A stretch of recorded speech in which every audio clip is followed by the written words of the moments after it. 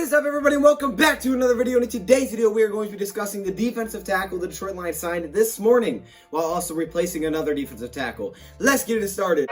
What's up, guys? Jeremy Davis here, wide receiver for the Detroit Lions. Just want to encourage the Lions fans and any football fans in general to subscribe to my guys' channel, DoseOfDion. Welcome everybody to another video. Glad you guys are here, and today we have some Detroit Lions news. Before we get into training camp news later today, we have a little bit of a roster update, so we're going to be discussing that in today's video. The Lions signed one of the players that they held a workout with a couple of days ago. Now, before we get started, first off, I just want to say thank you to everybody who went to the DoseOfDion gaming stream last night. I appreciate all of you guys coming in. It was great to be back on that channel, and also all of the people that showed up for the NFL draft. I know some people didn't necessarily agree with some of my draft picks for my fantasy league. Look, I've never even done an NFL fantasy league before. I've done one before, but the first time I did it was years ago, and I picked every single Lions player. It was a mess. This time was really my first time, and I just kind of winged it, kind of went with it, but I do appreciate all of you guys that were supportive and tried to help me through it, because I didn't know what I was talking about half the time. But I think it did go pretty well. I do like my team. I'll show my team on the board. I cut it off after about 8 rounds, so I'll show you guys the rest of my team. But now in today's video, man, I'm excited to talk about the Lions making a little bit of roster move. But before we get into it, we got to go check out the whiteboard-worthy comment of the day.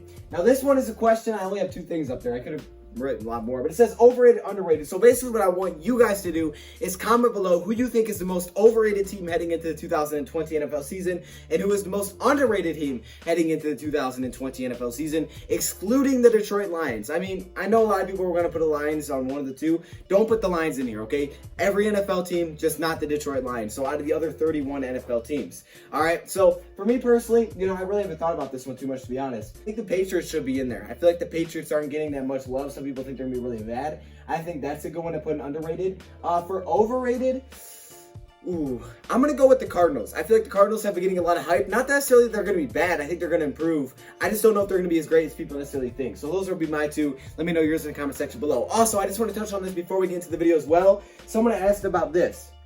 My Darius Slay bobblehead, and they were like, why you got that Darius Slay thing up there? Hey, he left on some bad terms. It was some ugly terms, and you're exactly right. It was some ugly terms. Now, a lot of you guys do know my thoughts on this. Some of you guys may not. Basically, my thoughts on the whole Darius Slay situation is, that it didn't end on the best terms, and I completely understand why the Lions moved him. I think it was a business decision, because I don't think he was playing that well, and I think wanting to give a guy an extension that wasn't playing that well wouldn't make a lot of sense. Plus, I didn't think he really fit in the locker room. We know it was a mess there, so I completely understand why they moved him. But this was a gift from a subscriber, so I have to put it out here, man, okay? These are all gifts from subscribers, most of the stuff that you do see, so I'm putting it up here for that reason. I really do appreciate it. Slay have given us some really great memories, but this is actually from my guy Michael Banks, so shout out to Michael Banks. That's why it's up here for anyone that's asking. Now let's get into today's video. Let's discuss the defensive line of the Detroit Lions signed, player that they worked out just a few days ago. So before we talk about who they signed, we're going to talk about who they released, and that was Olive Sagapolu. Olive Sagapolu. I always mess up that name. So Olive has been released from the defensive tackle position. The Lions are kind of just adding in competition. Keep in mind, this could change day to day, but the Lions are adding a lot of competition with guys like John Panacini, Frank Heron, really the backup for a potential nose tackle to Danny Shelton, and maybe a little bit of Nick Williams, right? But they also want guys that can move around the defensive line, and I think that's what they got today in Kevin Wilkins. Now, Kevin Wilkins was the guy that we discussed that basically had the blindsides type of story, right? It was kind of a really interesting story. We know on his first day to practice, his car blew up, to going to Rutgers on his first day of practice. He went to Rutgers for college, and also he was taken away from his family at 6 years old. He's taken away from his mom at 6 years old. Just a very heartbreaking story, honestly. He said that he cried so much that he actually threw up in the back of the car. Taken away from his mom. He said he was a mama's boy. He was taken away from his mom at 6 years old, and he was ended up actually, it had a good ending. He ended up, getting back with his family later on in his life. He was adopted. He ended up getting back with his family, and it's worked really well because his perseverance, his heart, his attitude, his mindset towards everything has not really changed to the point that, he wants to go achieve his goal of being an NFL player one day. And now he's here with the Detroit Lions. He's going to get that opportunity. So he ended up playing for Rutgers.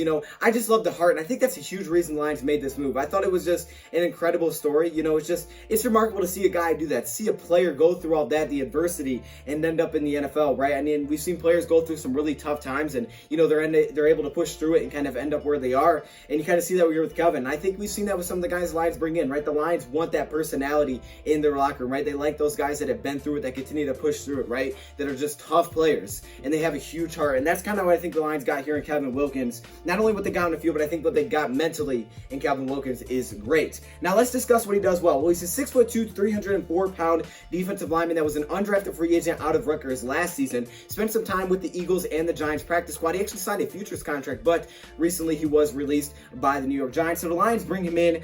Coming out of college, he was given an okay size, poor speed, okay explosiveness, but great agility score when it comes to his RAS, which is relative athletic score. You know, I don't think that I was the most explosive guy growing up and coming through college, but it's something that we've prepped.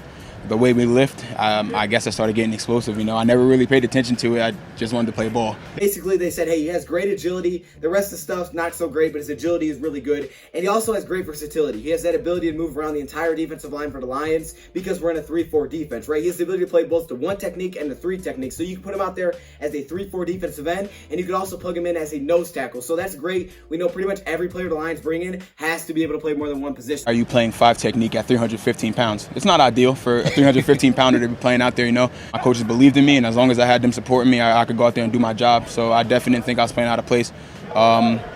Don't think that was something that was underrated either. I think I can play multiple positions, you know. I'm not one to sit there and be like, oh, I can play everything. But if they ask me to do it, I'll do my best to be the best at that position, whatever they ask me to play. I mean, I listened to Matt Patricia talk about Tony McRae today, and he brought up the fact that Tony McRae is helping himself by being able to make plays defensively, not just on special teams. So I think that's what you see across the board. If a guy can't play multiple positions, he needs to be great at one thing. And here is that he can play multiple spots. What I've seen on film from him, starting off with what he does well, like I said, he can play all across the defensive line, which is huge, kind of like a Nick Williams type of size here. He also has quick explosiveness. He's a very explosive player. That agility does not lie. Very explosive for his size. You don't always expect a 300-pound man to be that quick. Great off the ball. Okay, this is something that some players are good at, some players aren't. It's timing that snap, making that explosive first step off the football, and it can change the play. I mean, it can change the entire outcome of a pass rush if you can get off the ball quickly. And he did it, and he did it some of the biggest moments, right? In the East and West Shrine game, he looked unblockable, right? Because he was just so quick